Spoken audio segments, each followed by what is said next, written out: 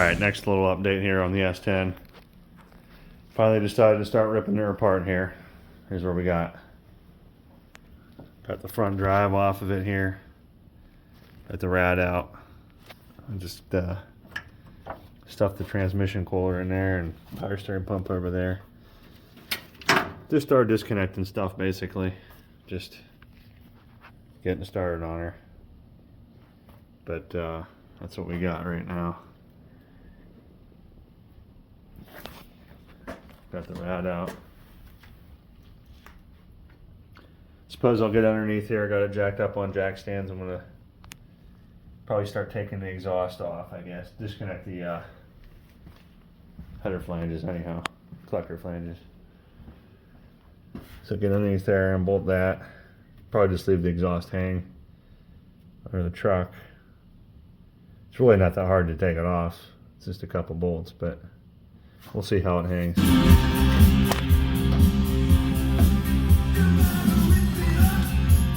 I tried these new hard tools that I got.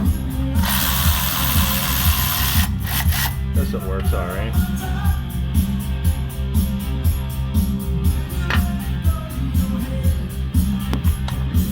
Oh, it's even got a light on it. Alright.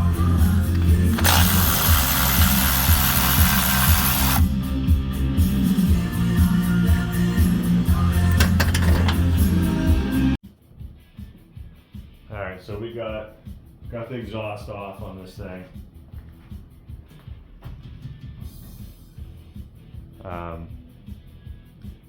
Got the passenger side header off. Here's the look at the header. That's what I was talking about. It's been repaired. Apparently, somebody doesn't know how to weld. I mean, that was me that did it, so. You know what though, to my credit, it didn't leak. So, yep, that's what we got left of that. I'm just curious while I'm in here. I'm going to pull a couple of these plugs because I'm not going to lie. I probably haven't looked at these plugs in like 10 years. Let's see what we got here with this plug. No.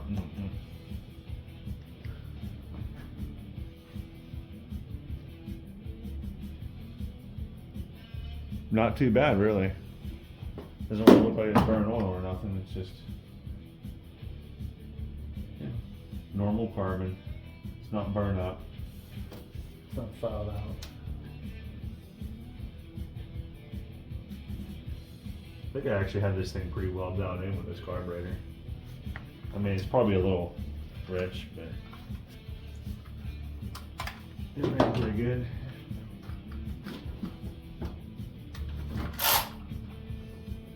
I took the exhaust off underneath. Really easy on this truck. I left it all in one piece. This is the passenger side. That's the driver's side here. Super simple. Two pipes, a little bit of a bend in them, straight back. And it's got those ridiculous Black Widow mufflers on there. Everything I use the bang clamps on because I like to be able to take it apart. The passenger side just bolts up on the right in the factory muffler location. The other side I just had to make a hole. But yeah, this truck has the I can't remember what brand cross member in there, so that I can run traditional full exhaust on it. But I'm gonna get under here real quick. I want to show you guys something here. It might change my planning a little bit.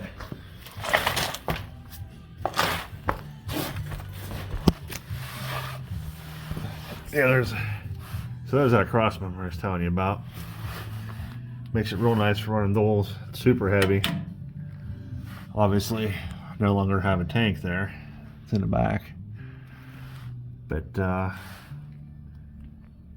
main reason I pulled you under here is check out all these leaks. I knew this rear seal was leaking because when I put this rear end in and moved the drive shaft up a little bit, there was probably some rust on there and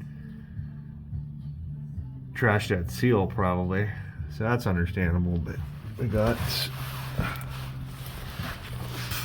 little bit of transmission fluid there in the tail shaft, a little bit on this drain plug. But I think the rest of this is all oil. Look at this. This thing was leaking oil real bad. It's all over the place. Oh, that's cool. There's a bell housing bolt that's not even in. That's pretty cool. It's probably cross-threaded. Yeah. I can sort of see that one up there.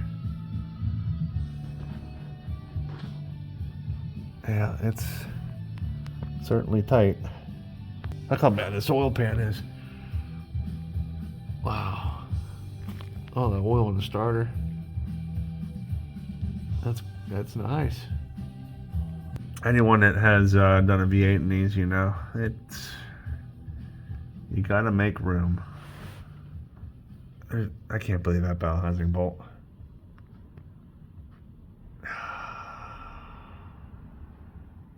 What the heck? Anyhow,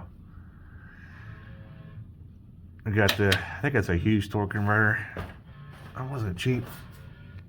Looks like the front seal's doing all right. Looks like this is mostly oil and maybe a little bit of pan gasket. That's red. That looks like it's red. There's so much going on here. I don't even know where to start. You can see that rear main's roasted. The pan itself is bad right in there. You can see the JB weld. See that grayish color right there? That's all JB weld. I don't know who did that. Gonna start with pulling that header. I'm just gonna leave it kind of laying there, hopefully. I'm gonna take the through bolts out of the motor mounts. Let's see here, what do I gotta do? No, but before I do the motor mounts, I'm gonna pull the carb off and get the hoist plate on there so I can hold the motor up while I take the motor mounts out. I want to take these out completely and then lower the engine down basically until it sits on the cross member. Hopefully that'll give me enough room. I did this trick on my on the Jimmy too, to get the top bell housing bolts out. Lower the front of the motor down, then I can get the top bell housing bolts out, and then hopefully I can go ahead and just yank it out that way. Alright, got the header unbolted here. I think I'm going to take a detour here, start tearing the carb and fuel line off on linkage, and we'll kind of just go from there. Power for the choke, which didn't even work. The vacuum line here. Come on.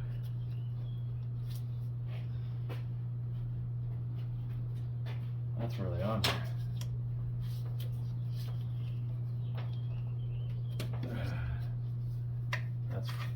That's the vacuum line for the transmission.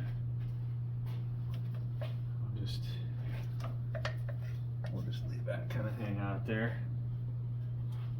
Keep an eye on that when we're pulling it.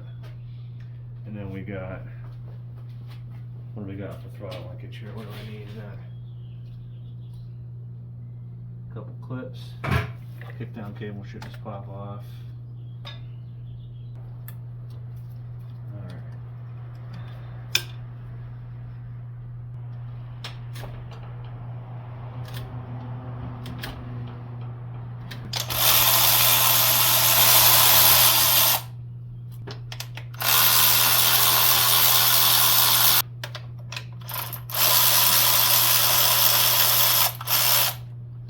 Why is it easier to work on an S10 with a V8 in it than it is an S10 with a V6?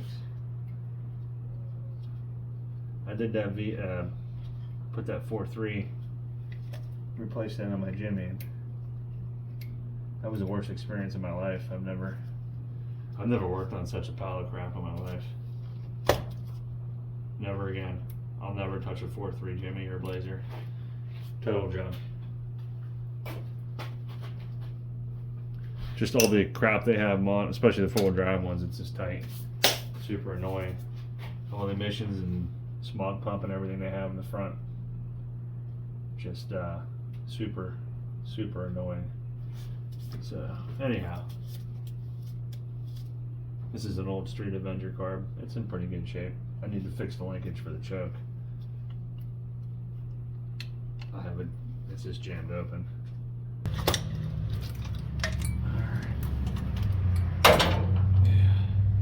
Alright, so I had to go tear my lift plate off of the 6-liter block over there.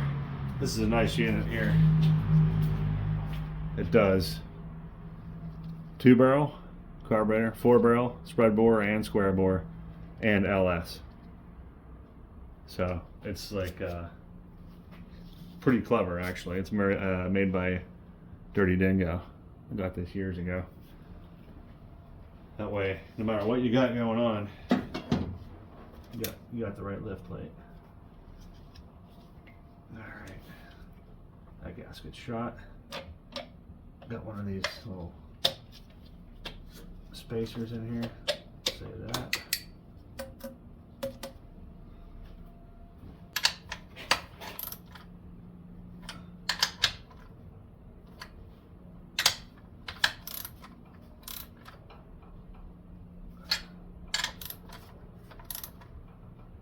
Alright. That's alright. Got the starter off. Quick little tech tip on this stuff. So here's a starter that I use exclusively for small blocks, big blocks. This is basically a factory mini starter. I think you order it for like a 96, 97, 5.7 Vortec, 454 Vortec, whatever. I mean, we ran the same starter on my buddy's 496 motorhome, and you know what? It's fine. This will crank any small block, stagger bolt style. 168 tooth flex plate. That'll be all the starter you ever need. And it's like $100 at any auto parts store, and it cranks like you wouldn't believe. I've never had a problem with it once. Let's see if there's a part number on there. No, you can't really see the part number, but yeah, you can't see it. But yeah, just wanted to share that, especially when you're swapping in a V8 and it's something that's not supposed to be there. If you got headers, you don't want to be running those big old honking old school starters. They suck. This thing's light, it's small for header clearance, exhaust clearance, whatever, and it'll literally crank anything. Alright, so something I never do on engine drops is take the hood off, because to me it's such a pain in the butt, because I don't have any help, you know what I mean? So I'm actually going to take the hood off for a couple reasons. One, I want to take my time and clean up the underside of this hood, paint it. There's so much chipped layers of paint on this thing, on the top and the bottom of this hood, that it just needs to be, maybe I'll go there and blast it or something. But anyhow, I'm going to take it off. I'm going to use the engine hoist there to help me out since I'm by myself. Two.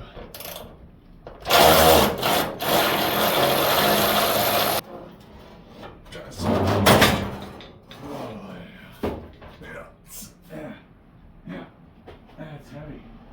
I mean, for a hood, it's not heavy. It's heavy. Oh, a little scratchy.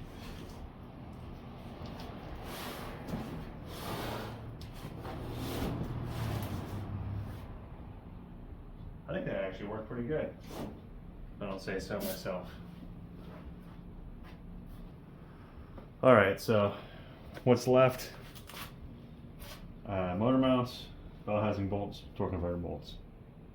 I think that's probably everything. Like I said, my theory is put the hoist on, take a little bit of the weight off, pull the motor mount adapters out, lower the engine down as much as it'll let me. Hopefully I can get at least an inch or so, and that'll give me a little bit more room to get the top bell housing bolts from underneath. Alright, so stopping back in here to check on this thing. I got the motor mount adapters out. There's the old small block adapters. Nah, I'm not the one that cut that like that. That was like that when I got it. I got them used. That might have actually came with the truck, actually. I don't remember. There was a bunch of parts I had already. But anyhow, got those out. But the through bolts on them were a lot harder to get out than I thought. And they just lowered the engine down. So basically the oil pan is just sitting on the cross member down there, I think. Yeah. And now I'm hoping that'll give me enough room that I can, at least from underneath, get these bell housing bolts. I can actually see that one. Got all the I just remembered something I forgot. Gosh dang it. Got the bell housing bolts out, torque converter bolts out, starters out, motor mounts. I forgot there's a bracket holding the starter wires on. It's attached to the engine. I need to get that out of there. So I'm going to crawl back underneath there, and then we're going to get ready to go ahead and pull this thing out. Got the transmission jacked up with a block of wood with the floor jack. Pretty much ready to go here almost. Just got to get them wires. Be right back. Alright, back. We got that starter wire off the block. Alright, I think we're about ready to start pulling it here. 15 years. Let's see if she comes out alright. Creates downforce and great way to cool the car.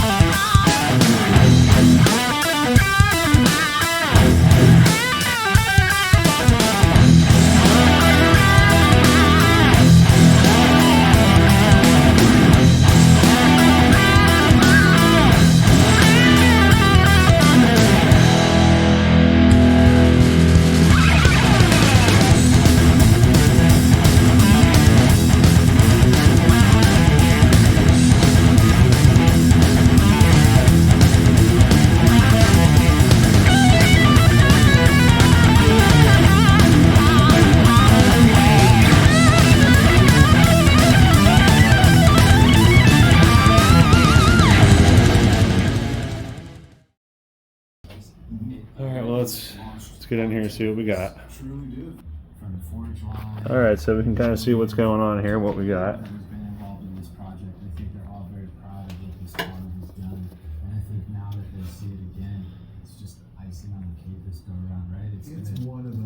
Forget where I bought these mounts from, but they're a urethane, I believe. 2.8, like it's basically the 2.8 mount, but just a nice version of it. So my starter wires. Still got the header attached to the steering shaft there. Too long.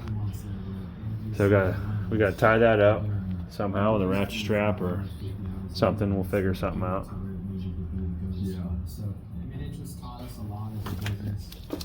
I don't want that dipstick tube to fall out. Maybe I'll stick a bolt in there. That's probably what I'll do. I'll put a bolt through there. Yeah, it looks pretty good. I mean, it's just dirty and, you know, old and crusty. We'll get these frame rails cleaned up, get them new control arms on there. Like I said, I got tubular uppers I bought a long time ago.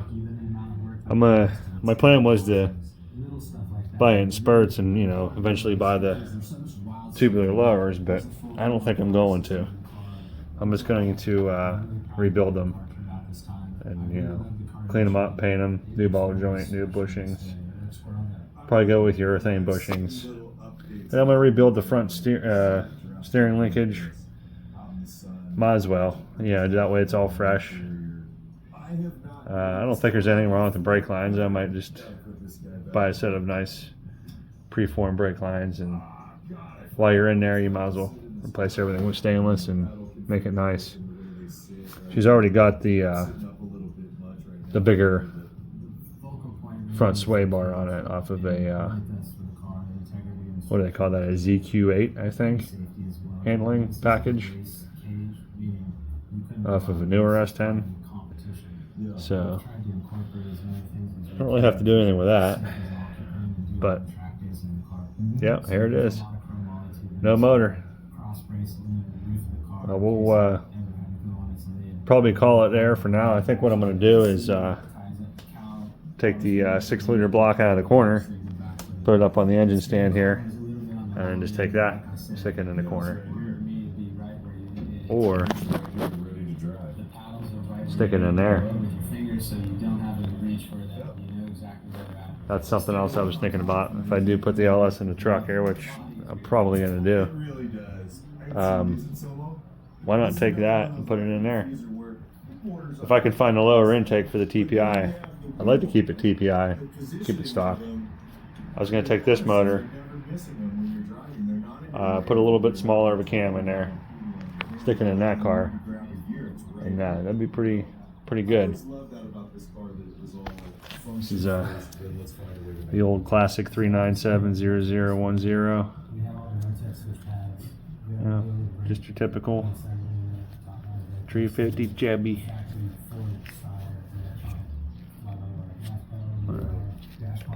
Them wires are junk. Wow, I can't believe this thing's sitting on the ground. It's wild. It's so weird. All right. Oh, there she is. Let's get her in the corner and covered up with a garbage bag for now. I think we'll be good. We'll get the LS on the stand here.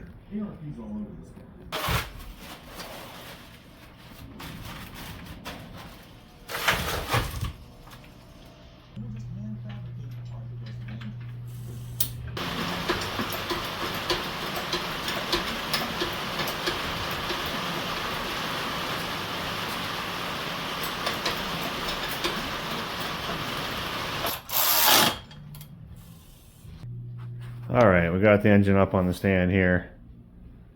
Got the small block over in the corner on the ground. And I'm looking at this block, and I knew it wasn't great. But here's the thing. This thing might be junk. And I don't know if it's really worth taking to a machine shop and having them look at it. When I dingle balled this, it was probably 2 or 3 years ago now, and put a bag over it and stored it. It didn't look too bad. It kind of looked like this cylinder right here. This one's one of the better ones. But you can see the water line when this engine was flooded with water. When they put the fire, this engine was on fire. Like the intake was melted in the wiring. And then the fire trucks probably came, and then this, you know, every cylinder, the valve was open, got filled with water, and it sat. And that's the way I bought the motor. I bought it as a core.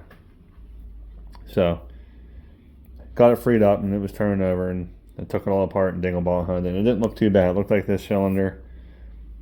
Like this one's not too bad. There's some surface rust on it now from it sitting. But like this one, it's got some pitting. You can't really feel it with your finger. You can see it. And then same with this one. You can feel this. That's not great. I can feel that. This cylinder's one of the better ones. Anyhow, I don't know. You guys let me know what you think. Take it to the machine shop, have them clean it, magnaflux it, check it for cracks. And then they can bore, put the bore gauge down it and see if it's worth. And then I gotta buy pistons.